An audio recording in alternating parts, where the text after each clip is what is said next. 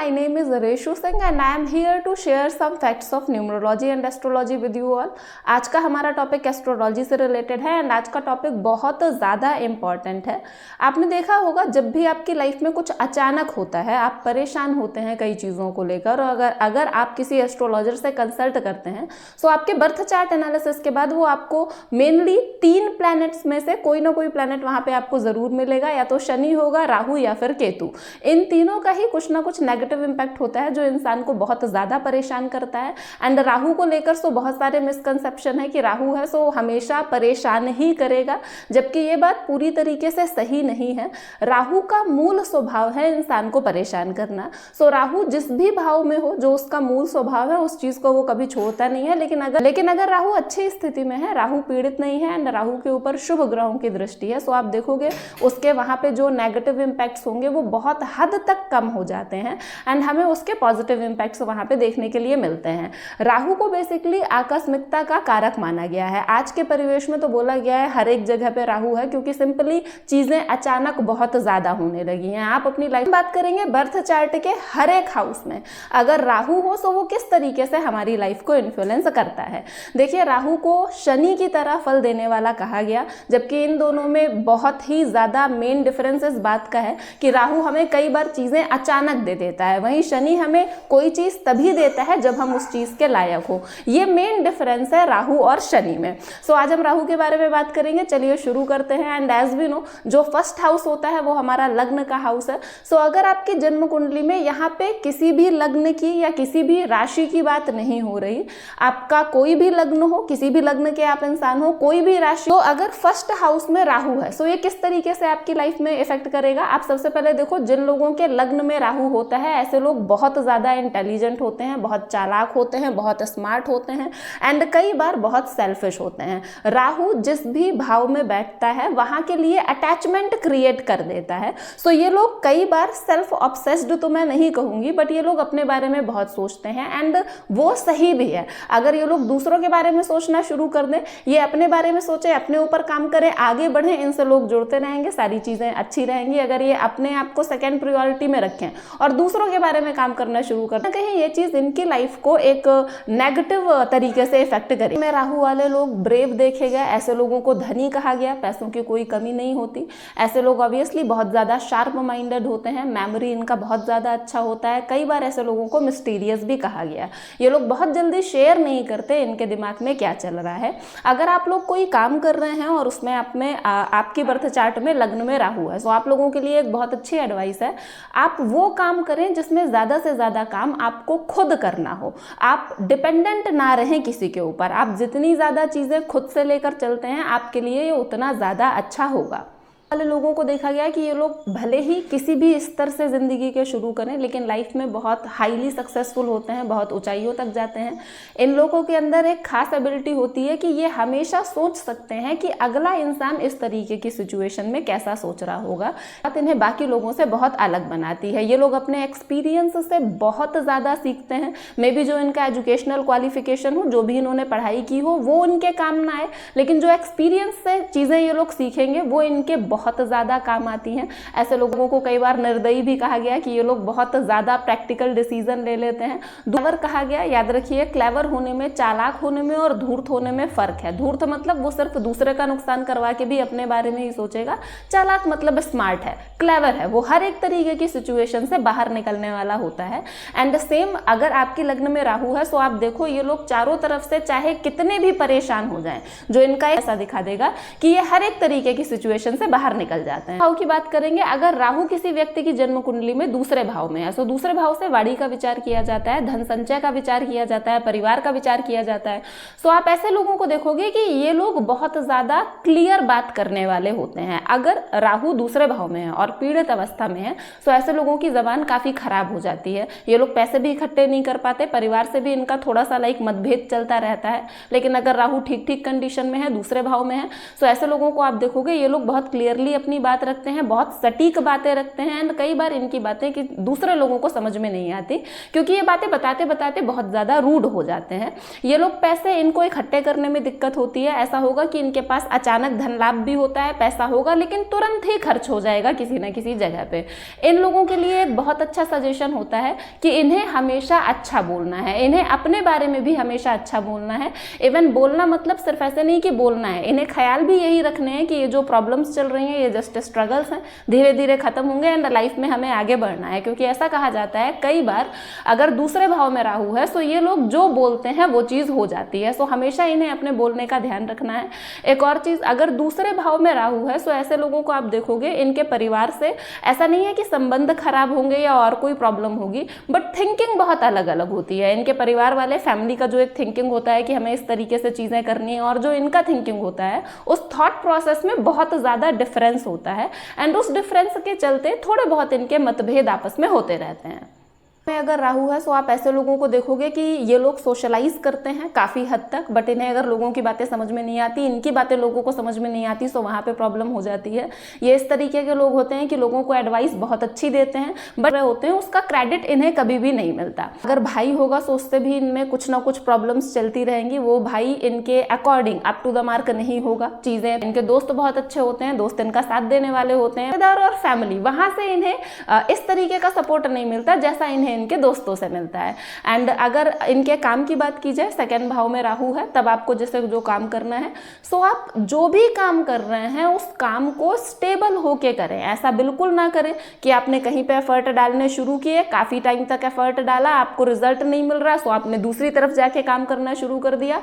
आपको क्या लगने लगेगा कि शायद पहले वाला काम कंटिन्यू करना था या इसको छोड़ के दूसरा करना था, या दूसरा नहीं हो रहा सो इसे छोड़ के तीसरा शुरू कर देना था। सो ऐसी सिचुएशन में सिर्फ आपको प्रॉब्लम होगी एंड मोस्ट प्रोबेबली आपको रिजल्ट कहीं पे भी ना मिले। अदरवाइज जो सेकंड भाव है हमारा, इसमें भी राहु ठीक माना गया है। बस वाणी भाव के लिए ये लोग कई बार इतना क्लियरली चीजें बोलते हैं, सामने बोल देते हैं कि इनकी वाणी को कटु कहा गया। भाव के बारे में बात करेंगे। अगला भाव हमारा तीसरा भाव है। तीसरा भाव हम जानते हैं पराक्रम भाव है। यहाँ से हम छोटे भाई बहनों के बारे में भी देखते हैं एंड इच्छा शक्ति के बारे में भी देखते हैं। तीसरे भाव में ज़्यादातर पापक ग्रहों का होना अच्छा माना गया है। सो अगर यहाँ पे राहु है और राहु पीड़ित अवस्था में नहीं है बहुत ज़्यादा, तो आप देखिएगा ये इंसान को बहुत ज़्यादा पराक्रमी बना देता है। ऐसे लोग ब्रेव होते हैं, ऐसे लोग जो सोचते हैं कि उन्हें ये चीज़ करनी है अपनी लाइफ में, उसके लिए 100% एफर्ट डालने वाले हो जाते हैं।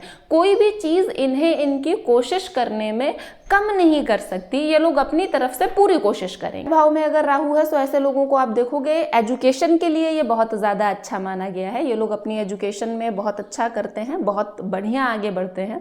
अगर आपके आसपास, अगर नहीं मोस्टली आपके आसपास ऐसे लोग होंगे जो आपके लिए नेगेटिव होंगे, उनकी संगति आपके लिए अच्छी नहीं होगी, बट स्टिल आप उन्हें अवॉइड नहीं कर पाओगे। अगर आप एक ग्रुप को छोड़ोगे, कोई और लोगों के बीच में जाते हो, तो वहाँ पे भी आपको वो माहौल मिलेगा जिससे आपको आगे बढ़ने में हेल्प ना मिले, इवन कहीं ना कहीं वो लोग आपके लिए ठीक ना हो। सो आपको बस इस बात का ध्यान रखना है कि आपको उनका असर अपने ऊपर नहीं होने देना है। आपको अपनी पढ़ाई पूरी करनी है एंड जो भी चीज़ें आप सोच रहे हैं उनके लिए 100% एफर्ट आप डालोगे ही। सो में राहु ये दिखाता है कि कई बार छोटे भाई बहन नहीं होते, अगर होते हैं तो फिर उनसे रिलेशन बहुत खास नहीं होते, थोड़ी बहुत प्रॉब्लम्स लगी रहती हैं। में राहु व्यक्ति को बहुत ज़्यादा हार्ड वर्किंग बनाता है। ये लोग अपना एम हमेशा ध्यान में रखते हैं एंड उसी के हिसाब से आगे बढ़ते हैं। ये लोग कई बार लाइफ में शॉर्टकट ले लेते हैं, लेकिन ये शॉर्टकट इस तरीके के नहीं होते जिससे इन्हें प्रॉब्लम हो या आगे जाके इन्हें कोई दिक्कत हो। ये शॉर्टकट इस तरीके के होते हैं जो इन्हें इनके एम तक पहुंचने में बहुत ज़्यादा हेल्प करते हैं। ऐसे लोगों की विल पावर बहुत ज़्यादा अच्छी मानी गई। लिटरेचर वगैरह में भी बहुत ज़्यादा इंटरेस्टेड होते हैं। कहीं ना कहीं इन लोगों का आर्टिस्टिक नेचर होता है, किसी न किसी आर्ट फॉर्म को ये बहुत ज़्यादा सपोर्ट करते हैं, टैलेंटेड होते हैं, इंटेलिजेंट होते हैं एंड ये आसपास जो थोड़ी बहुत डिस्टर्बेंस होती है वो सारी चीज़ें जो इनका एक विल पावर है, ये डिटरमाइंड होते हैं बहुत ज़्यादा, उन्हें किसी भी तरीके में डिस्टर्ब नहीं कर सकते। ये लोग अपने काम में हैं and they will do that. अब हम नेक्स्ट भाव की बात करेंगे। नेक्स्ट आता है हमारा फोर्थ हाउस। फोर्थ हाउस से हम प्रॉपर्टी, माँ, घर, इन सब चीज़ों के बारे में देखते हैं। सो अगर यहाँ पे राहु है, राहु अच्छी स्थिति में है, सो ऐसे लोगों को आप देखोगे सबसे पहले इनका दिमाग बहुत ज़्यादा बेहतरीन होता है। ये लोग अपना एजुकेशन वगैरह जो भी कर रहे होते हैं उसमें बहुत अच्छा कर रहे होते हैं। ये जिस भी घर में होते हैं, राहु की स्थिति जब अच्छी है तो यहाँ पे इन्हें भूमि, भवन, वाहन, ये सब सारी चीज़ें तो मिलती हैं। इनमें भी कई बार ये लोग अपना एक से ज़्यादा घर बना लेते हैं। माँ से इनके टर्म्स अच्छे होते हैं, सपोर्ट भी मिलता है। बट अगर यही राहु की स्थिति नेगेटिव हो जाए, राहु पीड़ित अवस्था में हो, तो आप देखोगे माँ से इनके संबंधों में भी कहीं ना कहीं वेरिएशन आ जाएगा, रिलेशन अच्छे नहीं रहेंगे, सपोर्ट नहीं मिलेगा, माँ की हेल्थ में भी इशू आ सकते हैं एंड घर में भी उस तरीके की सुख सुविधाएं नहीं होंगी। ऐसे लोगों को आप देखोगे ये हार्ड वर्किंग होते हैं, इन्हें फॉरेन लैंग्वेज की नॉलेज होती है, मतलब ये लोग एक से ज़्यादा लैंग्वेजेस तो जानते ही हैं, ये इंटरेस्टेड होते हैं लैंग्वेजेस सीखने में। 4th हाउस में राहु कई बार पिता के लिए अच्छा नहीं माना गया, खासतौर पे अगर राहु की कंडीशन खराब है, फिनेंशियल कंडीशन के लिए अच्छा नहीं माना गया। ऐसे लोगों को आप देखोगे अगर 4th हाउस में राहु है और राहु की कंडीशन जितना ज़्यादा पीड़ित है तो ये नेगेटिव इम्पैक्ट आपको उतने ही ज़्यादा देखने के लिए मिलेंगे। ये लोग कंफ्यूज्ड होते हैं, ये लोग ज़्यादातर दूसरा ये लोग डिसीजन लेने में बहुत ज़्यादा डिले कर देते हैं। सो अपनी लाइफ की ये काफ़ी ज़्यादा अपॉर्चुनिटीज़ मिस कर देते हैं क्योंकि इन्होंने राइट टाइम पे राइट डिसीजन नहीं लिया। ओवरऑल ये लोग टैलेंटेड होते हैं, इंटेलिजेंट होते हैं। ज़्यादातर देखा गया है कि इन लोगों ने जिस भी फील्ड में पढ़ाई की होती है, जिस फील्ड में ये आगे बढ़ने की कोशिश कर रहे होते हैं, इनका कैरियर फाइनली उसी फील्ड में नहीं बनता। आफ्टर लाइक 25 की एज के बाद ये लोग अपना कैरियर एकदम स्विच कर देते हैं। फॉर एग्जाम्पल साथ होता है ज़्यादातर ये लोग सोशलाइज बहुत करते हैं, इनके फ्रेंड्स बहुत सारे होते हैं, बहुत सारे फ्रेंड्स होते हैं, रिलेटिव्स होते हैं, सबके साथ इनका उठना बैठना होता है एंड ओवरऑल चीज़ें अच्छी हैं। बट एक चीज़ इन पे होती है कि ये लोग अपने मन की बात शेयर नहीं करते जल्दी किसी से। अगर 4th हाउस में राहु की स्थिति अच्छी होती है तो लाभ होता है, घर में एक एटमॉस्फेयर अच्छा रहता है, घर के लोग एक दूसरे का सपोर्ट करते हैं। वहीं अगर राहु की स्थिति खराब हो जाए तो फिर ऐसे लोगों में आप देखोगे कि घर में हमेशा लड़ाई झगड़े वाला एक माहौल बना रहता है, मानसिक शांति नहीं मिलती इन लोगों को। सो जो ये लोग अचीव कर भी सकते थे उन चीज़ों में भी कहीं ना कहीं डिले होने लगता है। सो अब हम नेक्स्ट हाउस की बात करेंगे। नेक्स्ट आ गया हमारा 5th हाउस। अगर आपकी जन्म कुंडली में 5th हाउस में राहु बहुत शार्प माइंडेड होते हैं, इनकी प्लानिंग बहुत अच्छी होती है, बहुत बारीक प्लानिंग करते हैं ये लोग हर चीज़ को लेके। कई ऐसे सब्जेक्ट जो बहुत कॉम्प्लेक्स होते हैं जिनको समझना बहुत मुश्किल है, ये लोग वो सब्जेक्ट भी बहुत ईजिली समझ लेते हैं और बहुत ईजिली दूसरों को भी समझा देते हैं। 5th हाउस में राहु आपको बहुत ज़्यादा शार्प माइंडेड बनाता है, आपको टैलेंटेड बनाता है, आपको एक चीज़ देता है कि जिससे आप अपनी इनकम के बारे में सोच सको, अपना पैसा कमाने के बारे में सोच सको। एंड अगर राहु यहाँ पे पीड़ित अवस्था में है तो आप देखोगे कि 5th हाउस में राहु को बच्चों के लिए अच्छा नहीं माना गया, या तो आपकी संतति होने में कोई प्रॉब्लम हो सकती है और अगर आपके बच्चे हैं तो मे बी इनिशियल स्टेज में उन्हें प्रॉब्लम फेस करनी पड़े। राहु यहाँ पे आपको बहुत ज़्यादा डिप्लोमेटिक बनाता है, आपको लोगों से बातचीत करने का तरीका ये सब कुछ बहुत अच्छा देता है।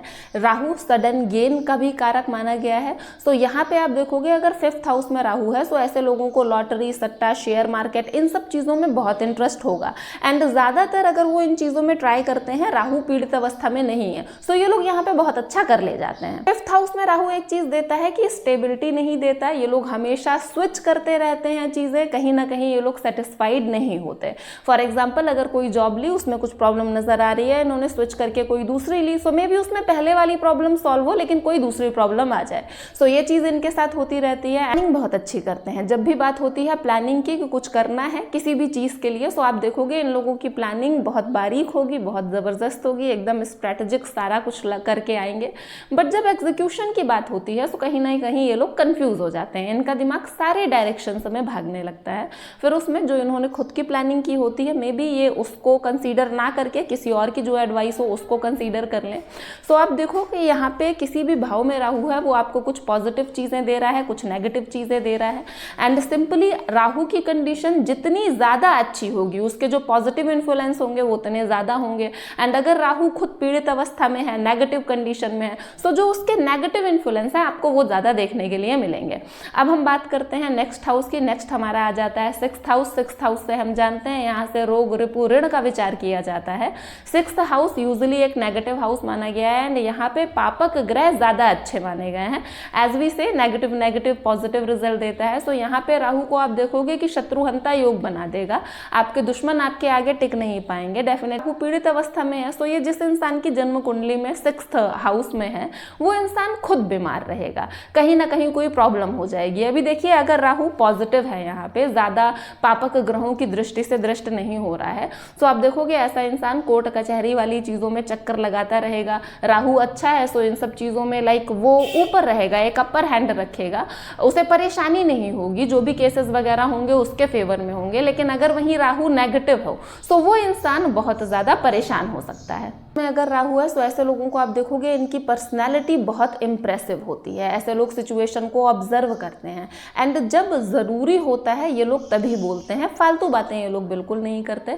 ऐसे लोग हार्ड वर्किंग होते हैं, रिस्क लेने के लिए तैयार होते हैं, डिसीजन लेने में टाइम नहीं लगाते एंड कॉन्फिडेंट होते हैं। उसकी बात करेंगे जो नेक्स्ट हाउस है हमारा 7th हाउस है। 7th हमारा लाइफ पार्टनर एंड बिजनेस वगैरह के लिए हम 7th हाउस देखते हैं। अगर राहु यहाँ पे है तो ऐसे बच्चों को आप देखो कि शुरुआती दिनों में जब ये पढ़ाई कर रहे होते हैं तो ये बहुत ब्राइट स्टूडेंट होते हैं। टाइम के बाद इनका पढ़ाई से मन हटने लगता है, ज़्यादातर ये किसी और चीज़ों में इन्वॉल्व होते हैं एंड कई बार तो ये अपनी डिग्री भी पूरी नहीं कर पाते। सो यही एडवाइस दी जाती है कि भले ही कम मार्क्स से, बहुत ज़्यादा अच्छे मार्क्स से नहीं, बट आप अपनी एजुकेशन पूरी करिए। इनमें और इनमें हमेशा एक कॉन्फ्लिक्ट चलता रहता है। जो घर के बड़े होते हैं, जो चीज़ें वो कहते हैं वो उन चीज़ों में ये लोग कभी सहमत नहीं होते एंड जो चीज़ें ये कह रहे होते हैं उनमें घर लाइक जो हमारे फैमिली मेम्बर्स हैं वो लोग सहमत नहीं होते। ऐसा नहीं होगा कि रिलेशन खराब हो, लेकिन थोड़ा बहुत मन मुटाव, थोड़े बहुत इश्यूज इन सब चीज़ों को लेकर चलते रहते हैं। 7th हाउस में राहु अगर पॉजिटिव कंडीशन में है, ज़्यादा पीड़ित नहीं है, बहुत ज़्यादा लाइक नेगेटिव कंडीशन में नहीं है, सो आप देखोगे बिजनेस के लिए बहुत ज़्यादा अच्छा होता है। बिजनेस में आपको ये ग्रोथ देता है। 7th हाउस में राहु कई बार जॉब स्विच करवाता रहता है एंड यहाँ पे अगर आप अपना खुद का काम करो वो ज़्यादा अच्छा है एंड राहु उसके लिए आपको एक्सपीरियंस भी देता है शुरुआत में। 7th हाउस में राहु वाले लोगों को आप देखोगे इनकी फैमिली मेंबर्स से तो थोड़ा बहुत मनमुटाव चलता ही रहता है, इनके रिलेटिव्स से भी इनकी बहुत ज़्यादा नहीं बनती है। ये लोग हमेशा अपने रिलेटिव्स से लाइक अगर एडवाइस मेरी यही रहती है इनके लिए कि आप थोड़ा सा गैप मेंटेन करें। अगर आपको कुछ हेल्प चाहिए बिजनेस शुरू करने में या और कुछ, तो अपने रिलेटिव्स से तो वो चीज़ आप बिल्कुल ना लें। एकदम से बहुत कुछ बड़ा करने की ना सोचें, क्योंकि राहु कई भी करता है कि शुरुआत में आपने बहुत कुछ बड़ा किया और राहु ने उसमें आपको सक्सेसफुल बना भी दिया, सो आप और ज़्यादा इन्वेस्ट करते हो। अगर आप कहीं से लोन ले रहे हो या उधार लेके इन्वेस्ट कर रहे हो सो बाद में प्रॉब्लम आती है। आप अपने पे भरोसा रखें, अपने एक्सपीरियंस पे, अपने काम पे, छोटी छोटी चीज़ों से शुरुआत करें, वो छोटा छोटा जुड़कर आगे बहुत बड़ा होगा। नेक्स्ट भाव के बारे में बात कर रहे हैं। Next is 8th house. सो जो 8th हाउस होता है उसमें राहु को कभी भी ज़्यादा अच्छा नहीं माना गया कुछ चीज़ों के चलते, लेकिन यहाँ पे राहु बहुत सारी पॉजिटिव चीज़ें भी देता है। फॉर एग्जाम्पल आप ऐसे लोगों को देखोगे ये लोग ना सिर्फ अपनी फैमिली के लिए, फ्रेंड्स के लिए, रिलेटिव्स के लिए कुछ भी करने वाले होते हैं। They are always ready to support their family, friends and relatives also. ये लोग इतने ज़्यादा भरोसेमंद होते हैं कि लोग इनके साथ अपनी हर एक बात शेयर करते हैं एंड ये बहुत रिलायबल होते हैं, ये धोखा नहीं देते कभी किसी को। बट द पॉइंट इज कि जब इन्हें इसी तरीके के सपोर्ट की ज़रूरत होती है सो उस टाइम पे इन्हें वो सपोर्ट नहीं मिलता। उसका राहु आपको बहुत अच्छा माइंडसेट देता है। ये माइंडसेट वैसे कुशाग्र बुद्धि के होते हैं, अगर मैं कहूँ तो ऐसे लोग बहुत ज़्यादा इंटेलिजेंट होते हैं, नॉलेजेबल होते हैं, हेल्पफुल होते हैं, लोगों का भरोसा कभी नहीं तोड़ते एंड जो भी इनके अपने होते हैं उनके लिए ये पूरी तरीके से डिवोटेड होते हैं। कहीं भी कोई भी प्रॉब्लम हो ये लोग सबसे पहले पहुंचते हैं। बट द प्रॉब्लम इज कि इन्हें इसी तरीके का सपोर्ट कभी नहीं मिलता। इवन कई बार लोग इन्हें क्रेडिट भी नहीं देते कि हम इनकी वजह से ये चीज़ कर पा रहे हैं। काफ़ी हाजिर जवाब होते हैं। ऐसे लोग सिचुएशन से बच कर निकलना जानते हैं। कितनी भी खराब सिचुएशन हो, ऐसा लग रहा हो कि ये इंसान बहुत बुरा फंसेगा, लेकिन ये लोग यहाँ से बच कर निकलना जानते हैं। अगर देवगुरु बृहस्पति की दृष्टि पड़ रही हो और देवगुरु बृहस्पति भी अच्छी कंडीशन में हो, सो 8th हाउस में जो भी राहु के नेगेटिव इन्फ्लुएंस है, नेगेटिव इम्पैक्ट है, वो और ज़्यादा कम होंगे और उसके पॉजिटिव इन्फ्लुएंस हमें देखने के लिए मिलेंगे। जैसे कि कहा गया है कि 8th हाउस हमारा रहस्यमयी हाउस कहा गया है, मिस्टीरियस हाउस कहा गया है और यहाँ पे राहु कई तरह से नेगेटिव माना गया है। जैसे कि दुर्घटना का डर एक बना रहता है, बीमारियाँ रहती हैं, ऐसे लोग कंफ्यूज्ड रहते हैं, ऐसे लोगों को खुद में लेके एक डर बना रहता है, हेल्थ इश्यूज होते हैं, लेकिन प्रॉब्लम क्या है ये कभी पता नहीं चलता। मतलब ये लोग ट्रीटमेंट लेंगे लेंगे, दवा लेंगे, लेकिन फिर भी इन्हें कुछ ना कुछ प्रॉब्लम, मतलब प्रॉब्लम आप कह सकते हो कि ऐसी होगी कि कभी किसी डॉक्टर की पकड़ में ही नहीं आएगी। ऐसे लोग वो होते हैं जिन्हें बहुत बड़ा धोखा मिल सकता है अपनी ज़िंदगी में। सो अगर ऐसी कुछ स्थिति है तो आपको अपनी जन्म कुंडली में देवगुरु बृहस्पति को बहुत ज़्यादा मजबूत बनाना है और आपको हनुमान जी की पूजा करनी है। देखिए, किसी भी भाव में राहु है, अगर नेगेटिव है, राहु पीड़ित अवस्था में है, तो वो डेफिनेटली परेशान करने वाला है, कुछ ना कुछ उसके नेगेटिव इंपैक्ट आपको मिलने वाले हैं। एंड राहु को उसके नेगेटिव चीज़ों को अवॉइड करने का सबसे अच्छा तरीका है हनुमान जी की पूजा। And this is like Hanuman Chalisa आपको पढ़नी है, जो भी आप पूजा करते हैं वो करें। ये वो चीज़ है जो आप खुद भी फील कर सकते हैं। इसमें ना तो आपको बहुत ज़्यादा खर्चा करना है, ना टाइम देना है, लेकिन अगर आप एक बार सच्चे मन से डिवोटेड होकर ये चीज़ करना शुरू कर देते हो तो कहीं ना कहीं आपको इसका पॉजिटिव असर जो होगा वो खुद देखने के लिए अपनी लाइफ में मिलेगा। नेक्स्ट हाउस के बारे में बात कर रहे हैं। नेक्स्ट हाउस है हमारा 9th हाउस। अगर आपकी जन्म कुंडली में 9th हाउस में राहु है, 9th हाउस हमारा भाग्य का भाव कहा गया है। सो आप ऐसे लोगों को देखोगे इनकी संतान यूजुअली कम होती है, छोटा भाई इनका नहीं होगा, और अगर होगा तो उससे रिलेशन इनके अच्छे नहीं होते। ऐसे लोग अपनी पत्नी को पूरी तरीके से डिवोटेड होते हैं, और ऐसे लोगों में आप देखोगे कि इन्हें इनकी मेहनत का पूरा फल नहीं मिलता। देखिए, अगर राहु भाग्य भाव में है सो कहीं ना कहीं वो आपके भाग्योदय में डिस्टर्बेंस क्रिएट करने ही वाला है। नाउ इट डिपेंड्स कि राहु अगर कितना ज़्यादा नेगेटिव है तो वो कितनी ज़्यादा डिस्टर्बेंस क्रिएट करने वाला है।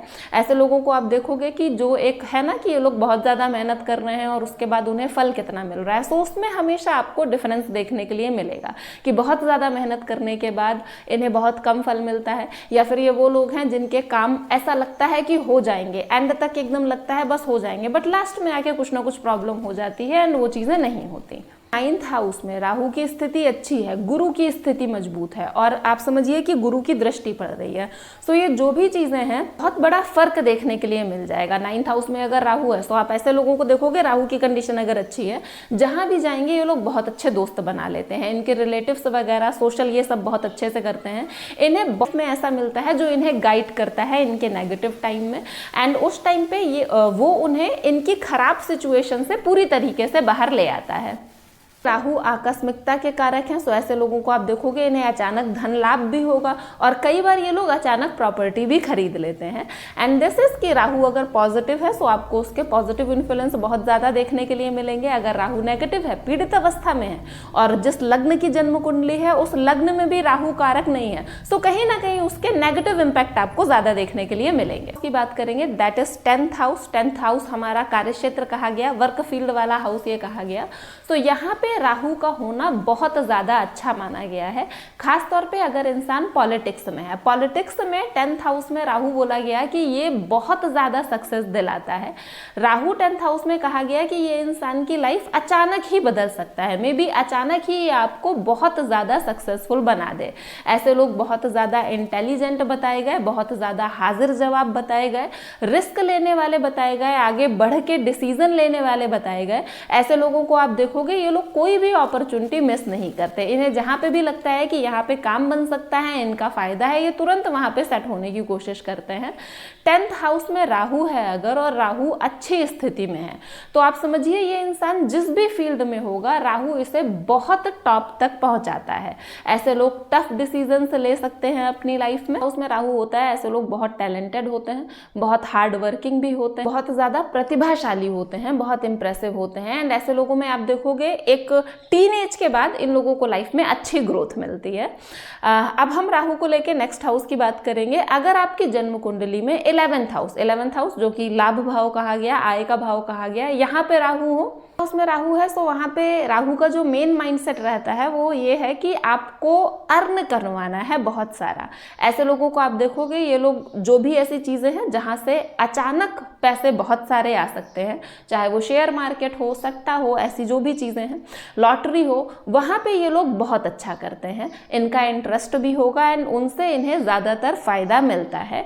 ऐसे लोगों का ऐसा कुछ नहीं है कि हम मेहनत का ही पैसा कमाएंगे। इन्हें जब भी जहाँ से मौका मिलता है ये अर्न कर लेते हैं। हार्ड वर्किंग होते हैं, दिमाग से ये लोग बहुत एक्टिव होते हैं। ये हमेशा अपना फायदा देखते रहते हैं कि कहाँ पे हमें किस तरीके से कितना फायदा हो सकता है पैसों में। जो भी मैकेनिकल वर्क होते हैं, like mechanical engineering and all, उन सब फील्ड्स में भी ये लोग बहुत अच्छा करते हैं। अभी देखिए जैसे बोला गया कि अगर 11th हाउस में राहु है एंड वहाँ पे ऐसा नहीं है कि आप जो भी पैसा कमाओगे वो खून पसीने वाली ही कमाई होगी, आप पैसा एडिशनल कुछ नहीं करोगे। सो इट डिपेंड्स ऑन कि आपका गुरु जितना अच्छा है आपकी जन्म कुंडली में, शनि जितना अच्छा है, सो आप वो सारी चीज़ों को भी पॉजिटिव वे में ही लोगे। 12th हाउस, सो 12th हाउस में राहु एक्चुअली अच्छा नहीं माना गया है ज़्यादा।